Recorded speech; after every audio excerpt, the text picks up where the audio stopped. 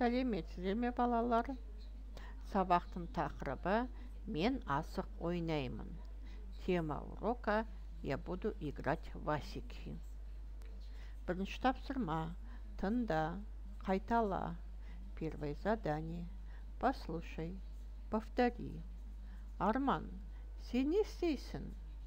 Арман, что ты будешь делать? Мен асық ойнаймын. Я буду играть в Васики. Екінші тапсырма. Сұраққа жауап бер. Второе задание. Ответь на вопрос. Сен не ойнайсың? Во что ты будешь играть? Үшінші тапсырма. Тыңда, қайтала. Үлгі бойынша айт. Третье задание. Послушай, повтори, поговори по образцу. Бұл менің досым. Это мой друг. Ол асық ойнайды.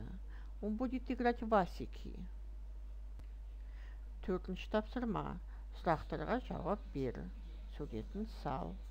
Четвертое задание. Ответь на вопросы. Нарисуй. Сен не ойнайсың? Во что ты будешь играть? Сенің досың не ойнайды? Во что будет играть твой друг? Балалар, демалайық. Сол аяқпен он аяқ.